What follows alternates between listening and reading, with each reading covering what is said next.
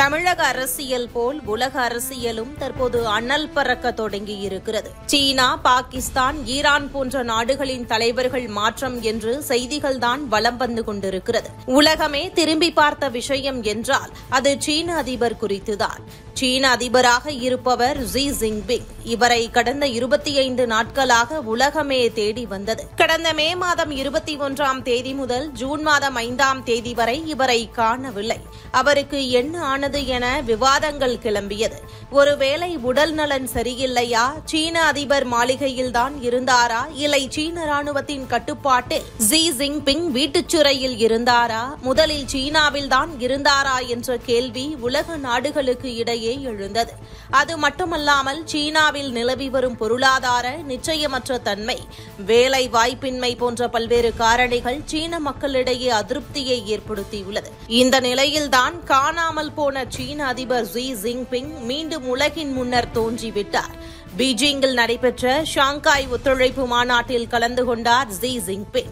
இந்திய வெளியுறவுத்துறை அமைச்சர் ஜெய்சங்கரை சந்தித்தும் பேசியிருக்கின்றார். இது உலக நாடுகளிடையே பெரும் பீதியை உண்டாக்கியுள்ளது. இந்தியாவும் சீனாவும் தான் வளர்ந்து வரும் நாடுகள். முதலில் யார் வல்லரசு ஆவது என்ற போட்டியில் உள்ளன.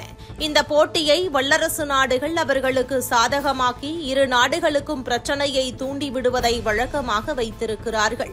இந்த நிலையில் இந்தியாவின் வெளியுறவுத்துறை அமைச்சரை நீண்ட காலத்திற்கு பிறகு சீன அதிபர் சந்தித்திருப்பது பரபரப்பை கிளப்பியுள்ளது. சீனா சென்றிருக்கும் ரஷ்ய தூதரை கூட அவர் சந்திக்காமல் முந்திக் கொண்டு ஜெய்சங்கரை சந்தித்திருப்பதுதான் இங்கு பார்க்க வேண்டிய விஷயம். இந்தியா சீனா சந்திப்பு உலக நாடுகளுக்கு இடையே பெரும் குழப்பத்தை கிளப்பியுள்ளது. அது மட்டுமல்லாமல் சீன அதிபர் ஜி ஜின்பிங் இன்னும் முடக்கப்படவில்லை, இன்னும் சிறை வைக்கப்படவில்லை என்பதை உலகுக்கு சொல்லியிருக்கிறார். எல்லை பிரச்சினை நிலவி வந்த நிலையில் தற்போது இரு நாட்டு உறவு மெல்ல சீராகி வரும் நிலையில் மத்திய வெளியுறவுத்துறை அமைச்சர் ஜெய்சங்கர் இப்போது சீனா சென்றிருக்கிறார். கடந்த 5 ஆண்டுகளில் வெளியுறவுத்துறை அமைச்சர் சீனாவுக்கு செல்வது இதுவே முதன்முறையாகும். மேலும் சீனாவுக்கும் தைவானுக்கும் இடையே போர் பதற்றம் நிலவுகிறது. சமீபத்தில் தைவானை சுற்றி சீனா போர் ஒத்திகைகளை நடத்தியது மற்றும் தைவான் தனது இறையாண்மையை காக்க தயார் நிலையில் இருப்பதாக கூறியுள்ளது. அமெரிக்கா தைவானுக்கு ஆதரவாக உள்ளது. இது இரு நாடுகளுக்கும் இடையே மோதலை அதிகரிக்க வழிவகுத்து வருகிறது. இந்த நிலையில்தான் இந்தியா சீனா சந்திப்பு அமெரிக்காவுக்கு தலைவலியை ஏற்படுத்தியுள்ளது. ஏனென்றால் இந்தியாவும் தைவானும் நண்பர்களாக திகழ்ந்து வருகிறார்கள். இந்தியாவைச் சேர்ந்த பல்வேறு தொழில் நிறுவனங்களும் எலக்ட்ரானிக்ஸ் பொருட்கள் மற்றும் எலக்ட்ரானிக்ஸ் பாகங்களை இறக்குமதி செய்வதற்கு பெருமளவில் சீனாவை நம்பியிருந்தது. ஆனால் இந்தியா சீனா இடையிலான உறவில் ஏற்பட்டுள்ள விரிசல் இரு நாடுகளுக்கு இடையிலான ஏற்றுமதி இறக்குமதியிலும் பாதிப்பை ஏற்படுத்தியது. இதற்கிடையேதான் தைவானுடன் கூட்டு சேர்ந்தது இந்தியா. உலகில் பயன்படுத்தப்படும் 70% செமிகண்டக்டர்கள் அங்குதான் உற்பத்தி செய்யப்படுகின்றன.